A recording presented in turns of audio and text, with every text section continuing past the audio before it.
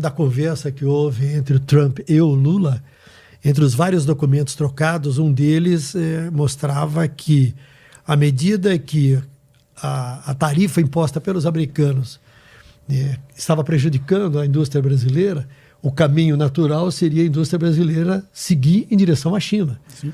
E que os Estados Unidos, tendo toda a preocupação em que a China não tenha essa preponderância econômica, financeira junto aos países do Cone Sul, estaria indo para o caminho errado. E o americano também sabe fazer negócio e tem muito interesse em negócio. Sim. Né? E esse teria sido um dos motivos que teria ajudado a abrir um pouco as portas e levado também àquela conversa telefônica. Aliás, já tem notícias de que o chanceler brasileiro Mauro Vieira vai se encontrar com o Marco Rubio ainda esta semana, né? Que é uma primeira conversa dentro daquele pacote determinado pelo Trump, que o Rubio seria o cara, né? E os bastidores mostram bem isso que você falou, né? Os bastidores mostram que a diplomacia brasileira se aproximou dessa ala não ideológica que sabe fazer conta, que tem estratégias comerciais. E o que eles colocaram nos bastidores é isso, você está atacando o Brasil, você está beneficiando a China. Você não está só me prejudicando, você está beneficiando a China. E foi isso que abriu essa linha de conversação e até isolou um pouquinho essa ala mais ideológica que está em torno do Trump, para que o Trump escutasse essa outra ala e falar, a gente não pode... Quem não deve estar gostando disso é Eduardo Bolsonaro, né? Está perdendo de novo, ele continua perdendo. Tanto que está chorando, né? Porque ele achou que ele teria blindado o Donald Trump, né, desses interesses mais racionais, e se aliou a essa ala ideológica que estava em torno do Trump. E a diplomacia brasileira foi competente em furar esse bloqueio, tanto que nos bastidores falam que essas reuniões, nem essa ala ideológica sabia que a diplomacia brasileira estaria fazendo essas reuniões com essa ala um pouco mais racional e com visão estratégica, comercial e econômica, que não a ala ideológica. Né? Esses caras estão submetidos ao Rubio? Não. Aí o que veio depois, que surgiu uma certa dúvida, é que depois da ligação do Trump e o Lula, ele colocou o Marco Rubio para ser o interlocutor.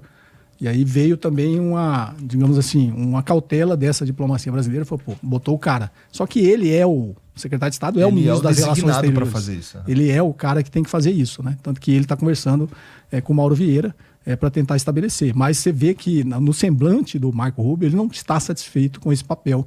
Acho que o Donald Trump falou que ele vai ter que fazer. Mas também ele é um cumpridor, né? É um cumpridor de ordens. É um cumpridor de deveres. Porque... E o Trump é um cara de negócio. Sim. É fundamentalmente um cara de negócio, né? Ele não é romântico, ele não é ideológico, ele quer fazer negócio. Ele quer ganhar dinheiro. Quer ganhar dinheiro dentro daquilo que ele acha que é o melhor para os Estados Unidos. E o Marco Rubio é um cumpridor de tarefas. É um cumpridor de tarefas. Só que ele é um cara extremamente ideológico, até pela sua descendência cubana, né? Ele tem esse olhar ideológico, principalmente com a América Latina, né? Que o prejudica de ver um lado que seria mais benéfico realmente para os Estados Unidos nessa guerra comercial com a China. É uma briga que, no fim das contas, tem gente já percebendo que ela não vale muito a pena do ponto de vista econômico mesmo, né? Que deveria ser o jogo que as nações deveriam estar jogando. Porque exatamente. É o que... Bom, história. Foi o que trouxe a gente até aqui, né? E aí eu sei que tu não gosta muito do sistema que o mundo está seguindo, né? O capitalismo financeiro. Mas olhar para esse conflito, imaginando que a ideia é que todo mundo saia dali um pouco mais enriquecido do jeito que tá, com esse tipo de atitude, essa é a pior maneira de lidar com isso. Inclusive, o ouro, ele tem um recorde histórico depois desses conflitos econômicos aí entre a China e os Estados Unidos, chegando a alcançar $4.100 por onça. Sabe quanto tem uma onça? Eu acabei de olhar aqui. Dá por quase 30 gramas, 28 gramas. 31,1 não sei o então quê. Então é isso. O Dr. Gogli falou aqui nesse instante. Então tá bom, por volta de 30 gramas. 30 gramas, vamos lá. $4.100. Isso daqui tu que manja de grana, Cobori. O que aconteceu aqui pro ouro chegar a esse valor? 31,10, 34, 76, 8 gramas. Por que que esses caras vêm com essas medidas, sistema métrico esquisito, né, cara? 4, 6, 7 números após o 31. Boa. É porque quando a gente olha assim quando você fala de reserva de valor, tem uma coisa em momentos de incerteza, de crise, que eles chamam do flight to quality, né? O voo para a qualidade, o voo para a segurança. E no mercado financeiro mundial, o voo para a segurança é você ir para ativos americanos. Tanto que na crise subprime, por incrível que pareça, eles criaram a crise, eles criaram toda a confusão, mas na hora de fugir, todo mundo foi lá para comprar ativos do Tesouro Americano e dólar, né? Então, esse voo para a segurança sempre vai para os ativos do Tesouro Americano e para a moeda dólar, né? Só que quando o dólar lá em 71 deixou de ter o lastro em ouro, ele era conversível em ouro, ele deixou de ter, ele passou a ser uma moeda fiduciária. Você tem que acreditar no governo americano ou na riqueza que os Estados Unidos conseguem produzir. Nessa guerra comercial, isso já está em questão, né, com a ascensão econômica da China. Então, o próximo passo, depois que você foi para o dólar e para o Tesouro Americano, é ir para o ouro, né? Se você acha que também os Estados Unidos está com problema, que o dólar vai ter algum problema, a moeda vai se desvalorizar ou vai perder a sua credibilidade com o tempo, o título do Tesouro Americano tem uma dívida que é impagável, pode também gerar algum problema, o seu próximo passo é comprar ouro, né? Então, desde que o Donald Trump assumiu, até um pouco antes dele assumir, você vê que o ouro só vem subindo, porque o mundo já tem essa desconfiança, até porque o dólar... O grande motivo, eu já falei aqui, né, do ataque dos Estados Unidos é tentar manter a hegemonia do dólar. Sim. E ele está sendo ameaçado justamente pela ascensão econômica da China. Então, vários países hoje, como eu falei lá em 2016, no primeiro mandato do Donald Trump, mais de 70% das reservas da China era em dólar, em ativos denominados em dólar. Hoje é menos de 50%. Então, a China já tem se desfeito, ela não pode, nem é muito racional ela se desfazer de tudo, porque ela depende ainda do dólar para fazer muitas transações com outros países, que ela não consegue fazer bilateralmente na sua própria moeda, então ela mantém ainda uma reserva em dólar, mas daquilo que ela está conseguindo, ela está diversificando, está comprando títulos do Tesouro Alemão, títulos do Tesouro da Suíça, está comprando ouro, até da Bélgica eles estão comprando. Então, hoje já está menos de 50% das reservas. E cripto não entra nessa conta? Tipo um Bitcoin? Os caras não olham para o Bitcoin como uma reserva de valor? Não, isso é uma abstração, assim...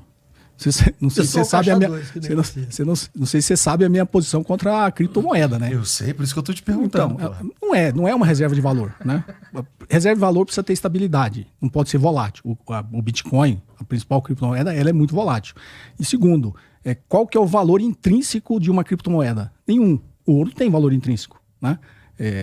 O ouro a gente fala... Quem garante aquele valor? Que a gente fala assim, o ouro é uma reserva de valor conhecida, tanto que está subindo. Desde que surgiu as criptomoedas, a pessoa, a criptomoeda também é uma reserva. Primeiro eles falaram que era uma moeda. Não é. Moeda precisa ter 3 características: meio de pagamento, unidade de conta e reserva de valor.